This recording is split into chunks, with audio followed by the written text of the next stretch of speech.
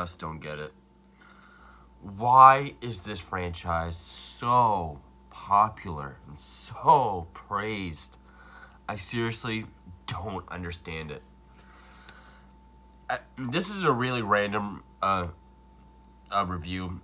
I was not planning on doing this at all, but I was on Hulu earlier, and I happened to see that this was on there.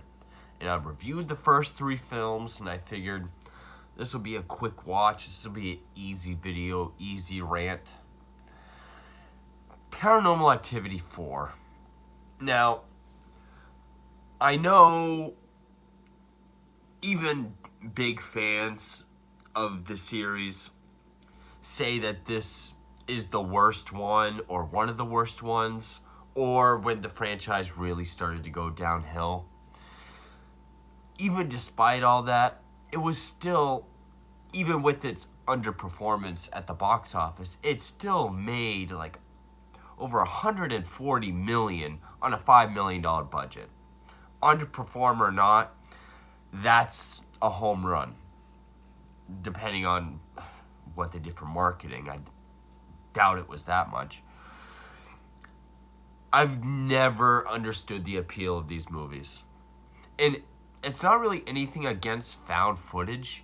There's found footage movies I love. My favorite being Blair Witch Project. Cannibal Holocaust does not count. That's not a found footage film. That's a progenitor.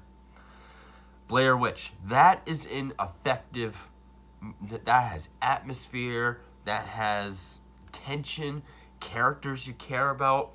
Most of all, you get why they're constantly filming. Cloverfield, I really like Cloverfield. That's a fun, giant monster attacking a city movie. Wreck in Quarantine, good, zombie, rabies, found footage film. There are found footage movies that I enjoy. As Above, So Below, not one of my favorites, but I do enjoy it.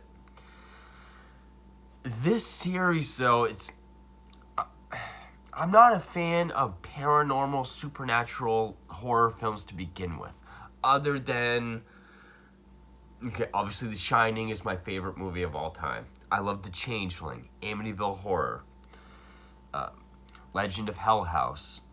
There's classics I like, but once you get into like the modern day, it's all jump scares. I don't even know where to begin with this. There's not much to talk about film-wise. I mean, it came out, was it 2012? Directed by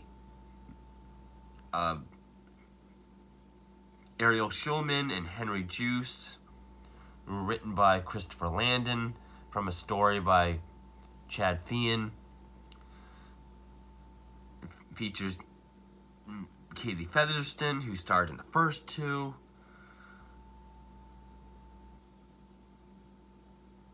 And set several years after Paranormal Activity 2. Because I think 3 was like a prequel. And that's the thing. Like,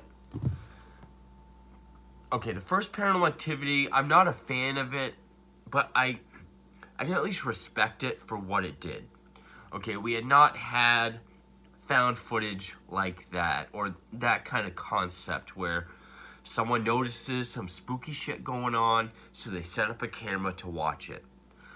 Okay, and I'm not the biggest fan of it, but, I respect it. And it did do very well. That one, I can kind of wrap my head around why people like it. 2 and 3, I thought were completely useless, pointless. If I remember correctly, I did like 3 more than 2, but they're both so equally forgettable that I don't remember a single thing about them. And I'm probably going to struggle with this video because I just got done watching part 4 and I couldn't retain any of it. It's just as pointless as 2 and 3. And when I've asked people, what is it about this series that is so great that people just praise it, put it as like one of the scariest, well, I won't say series, I'll say the original film as like one of the scariest they've ever seen. Because there's real hauntings like that, and it's things you're not expecting. It's someone walks out of a room and a door shuts, or a blanket gets ripped off of them. Things levitate. Like, I've never jumped so much through a movie. That's not scary, that's startling. There's a difference between a scare and a jump scare. A jump scare is the cheapest scare that you can have, which is, you're droned into this silence that when you get something loud and something happening, it jumps you out of it. It's more of a startle than a scare. That's if a movie like that makes you jump more than any other movie you've ever seen, that doesn't make it the... I can't really say that. I was going to say that doesn't make it the scariest. It just means it had the most amount of cheap scares.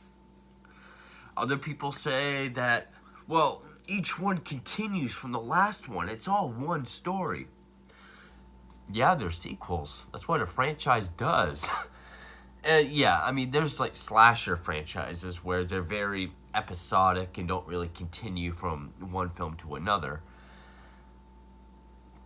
And it's usually huge fans of this series that like it because of its sprawling story, that say the Saw films that have very complex and intricate storylines, from film to film, answering questions from previous films.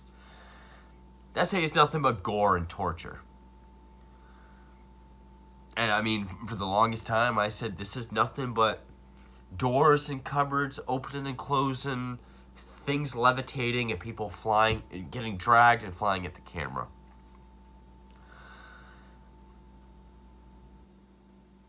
And then I started watching them, and I was, okay, yeah, they do connect, but in a very loose, uninteresting way. So, okay,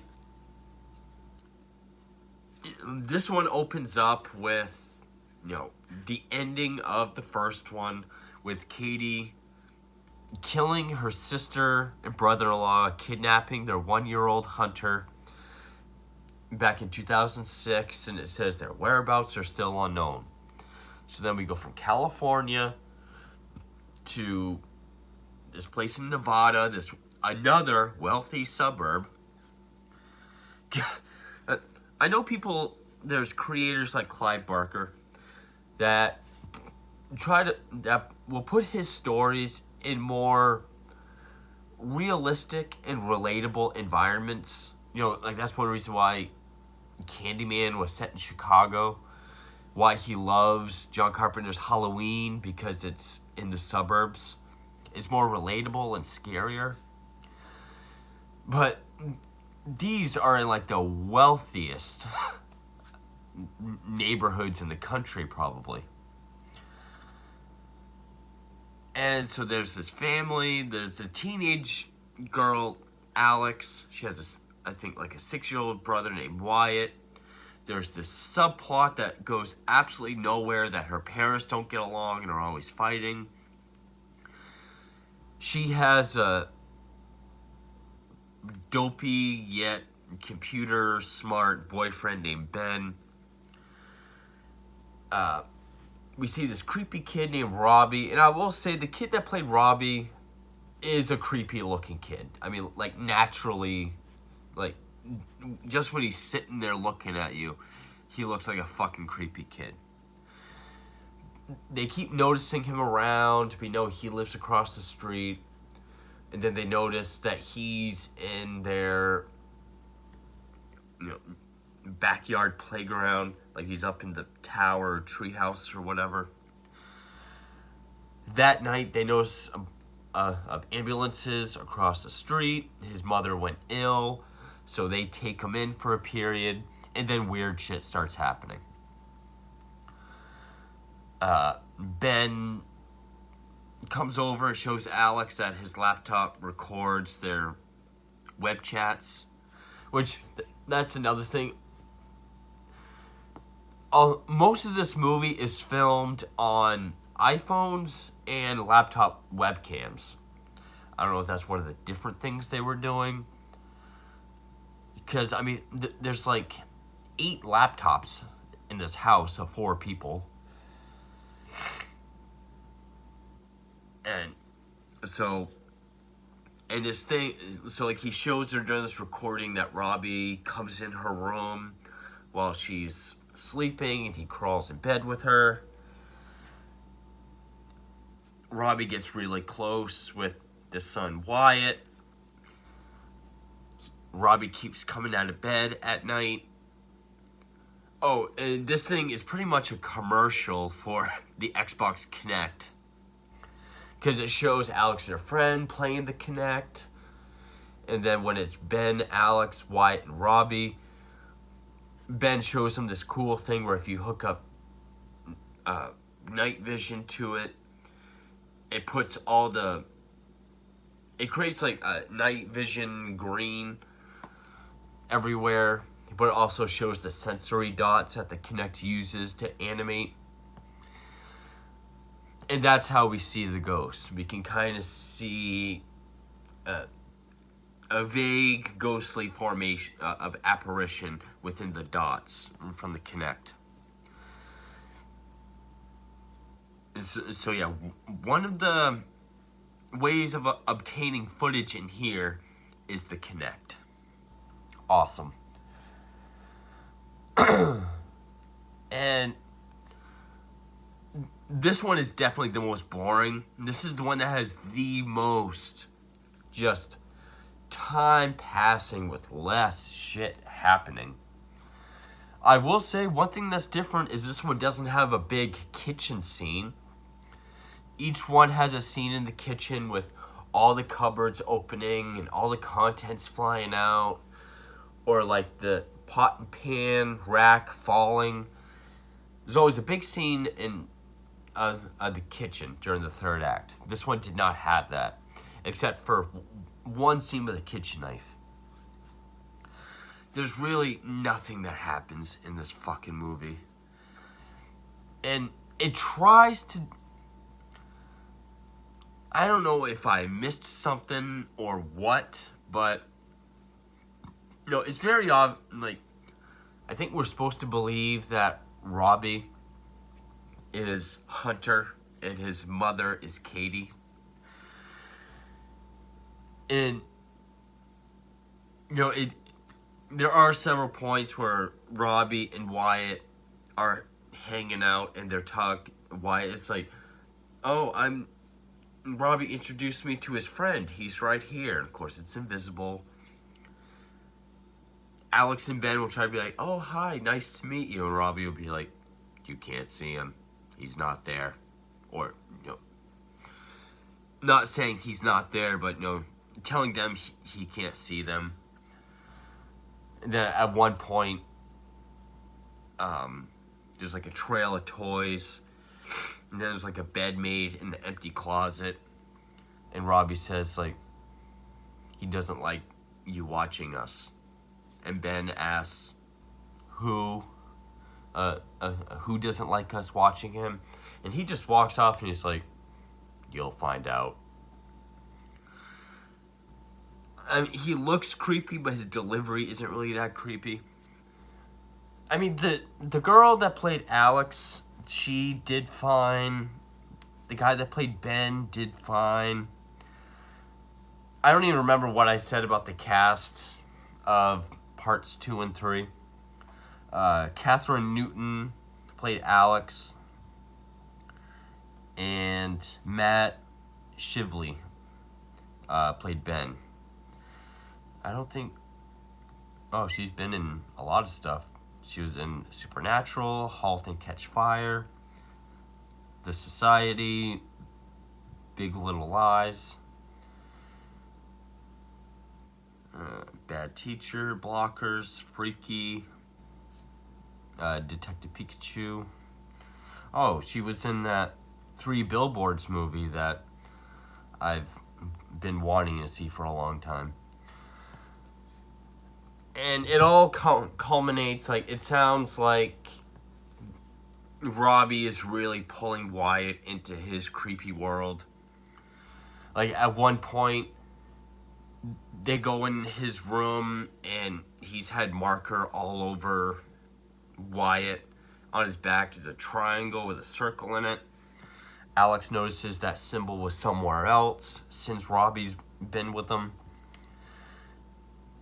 They find out it's some Hittite symbol about like demonic possession preparation. Robbie takes Wyatt across the street to his house. When Alex goes over there, he meets Katie, who's going by the name Holly. So she's fine. She's not in the hospital anymore. And of course, she's being kind of monotone and Stepford Wife, kind of creepy.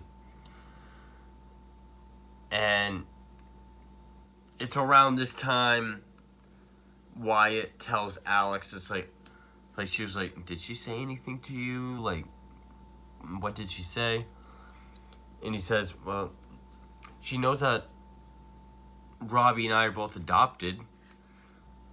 And Alex is like, okay. Like, how'd she know you're adopted? Oh, she just did. And she said that my old family needs me. And then he's seen down in the living room having a one-way argument, screaming, my name's not Hunter.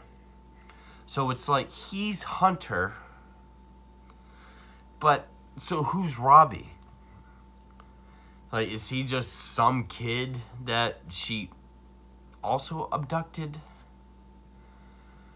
Or is he trying to or is Robbie Hunter? If there's any clues as to how Hunter was adopted, like, maybe it doesn't say, like, whether Hunter was found and she's been trying to reach him but has this other kid that she stole and is trying to get him back. I don't know. And it doesn't really say in anything I'm reading. So, and yes, I do know that one of the reasons why everything is being filmed is because she had Ben go into every laptop and put, like, the constant recorder on. So it's recording 24/7 and they're placed all over the house. But then there's scenes when she just has her phone out and is recording conversations. It's like, and that's one of the major things with this series is, why is this being filmed? So we see Wyatt, he's having a bath. He has the laptop in there because he has cartoons playing. Judging by the music, I think it's one of the 40s versions of Three Little Pigs, a Merry Melody cartoon that I used to watch when I was a kid. Couldn't see it, but judging by the music, I think that's what it was. And he just gets sucked under the water. He's under there for a long time. And then he slowly rises and he appears in a trance. And then he's just weird for the rest of the movie. This is towards the end. He's calling himself Hunter. The dad was downstairs. He hears a noise in the kitchen. He goes out there and he sees a laptop on the counter. He tries to sign into it, and then this kitchen knife falls directly in front of him. So that's when he starts to believe some stuff's going on. Alex goes across the street because she sees there's a bunch of cars parked outside. She's trying to see what's going on. There's this woman in black that sees her, so she runs away.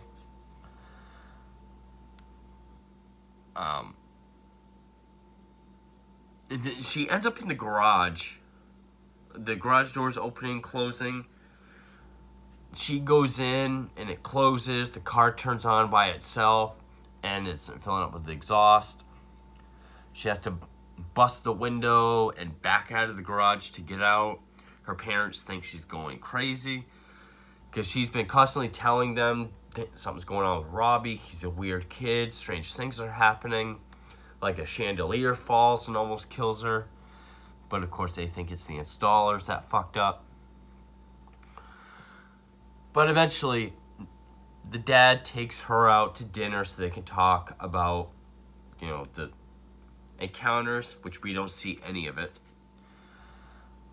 But at this time, like, the mom is walking around, she sees a book fall, and then she gets swooped up, banged against the wall, and falls.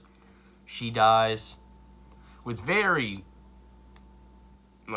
bone-crushing sounds that don't really fit.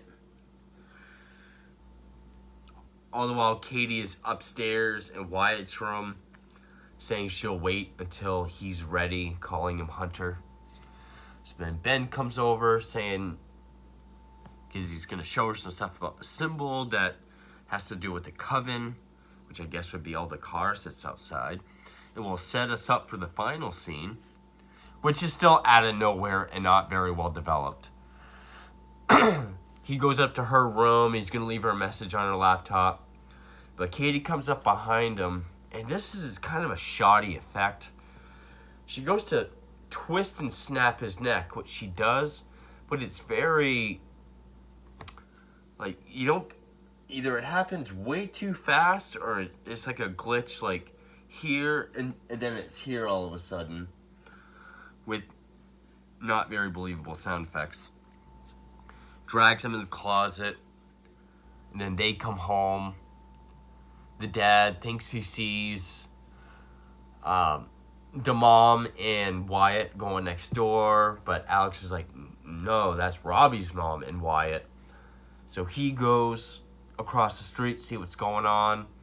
Alex goes into her house, finds Ben's body, runs across the street. She sees her dad getting dragged through the house. And then she sees Holly, who runs towards her. And of course, she's got the big CGI black eyes and big open mouth, screeching like a demon. She hears Wyatt calling her name. And then there's this window with newspapers all over it, which she breaks open, jumps out, sees Wyatt outside. She's like, come on, we have to go. But he's staring past her. So she turns, and there's a swarm of demonized young women around Katie's age that are just kind of coming towards her. No, she turns. Holly's running with her demonic face. Camera falls, cut to black. And I know theatrically, during the credits, there was a teaser for part 5, the marked ones. In which I know that the marked ones was the apology film for this one, because even the writer-director or directors said that we realized we screwed up with part 4, so we're gonna do this one as an apology and I'll make it better. Like I said, if that's ever on Hulu, which I'm sure it will, because now the first 4 are on there, or have been on there, then I'll check that out. But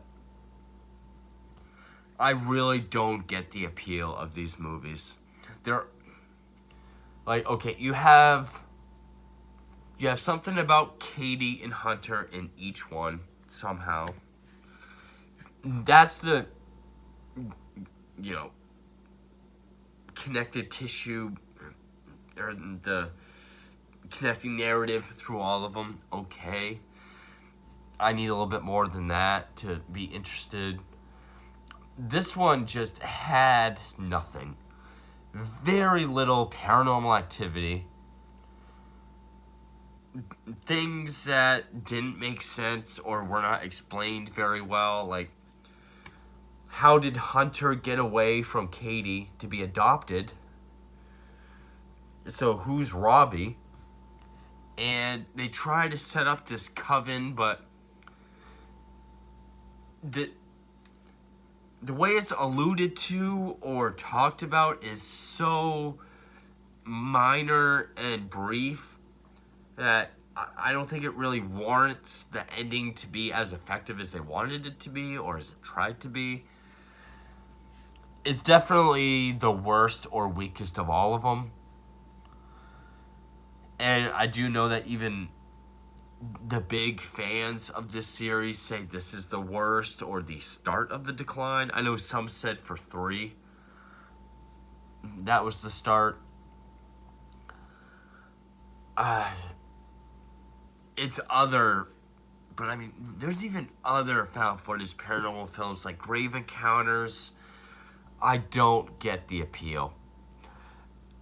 Usually anything with, a huge fan base and praise, I can see why someone would enjoy it or why it's as popular as it is. This I don't. The first film, I can see why, and I do respect it, but that's where it ends. As a series, I don't know why 2 through the last one had to be made. I just don't see any value in it. I don't get the appeal. There's no real scares. Every scare in this series is a jump scare. Just long lulls of nothing and silence, and then something slamming or something flying at the screen or someone getting dragged. There's a few allusions to much better horror films in this. There's a scene when Alex is like in the kitchen and we see the stairway and there's like a basketball bouncing down the steps. And it's like, okay, that just makes me think of The Changeling. There's a scene when Wyatt is riding around the kitchen on his big wheel. I'm like, now you're just making me think of The Shining. And they seem like very obvious references. And then Wyatt's riding around and like a chair just gets pulled out and stops him. Then he goes down this other hallway where we can't see, but we hear the of a chair. So then he just gets up and we see him back out into the kitchen. Then the big wheel just rolls in front of him. I mean, I don't even remember the acting and performances of 2 and 3. I did say I think 3 was better. I can say the girl that played Alex in this, the guy that played Ben, they did all right. The kid that played Robbie at least looked creepy. And, the way he moved and walked was creepy. His delivery was hit and miss. I just thought the writing was very poor. That it didn't feel completed. It felt like there's a lot of shit left out. It really felt like a movie that they tried to get out to make another $100 million. And yeah, it's definitely the worst one. This has got to be my least favorite horror franchise. I'm not a fan of the Leprechaun films, but at least those have, or some of them, have the so bad it's good or so bad it's funny or entertaining qualities. This is more just frustrating and boring. But yeah, that's Paranormal Activity 4, and God help me if Hulu or even Netflix gets the next 2. I did hear there's going to be another one, which I don't see why we fucking need these. If you're a fan of these movies, feel free to tell me why in the comments, like why these are scary or why these are effective, or cause I don't get any atmosphere from these. I don't get any tension. Every scare just feels like a cheap jump scare. I I just I don't feel creeped out and immersed in some rich family's house with furniture and doors moving on their own or CGI faces. Yeah. I I think I can actually say I hate this series. But yeah. Fuck Paranormal Activity 4. I'm not a fan of it. Thank you for watching.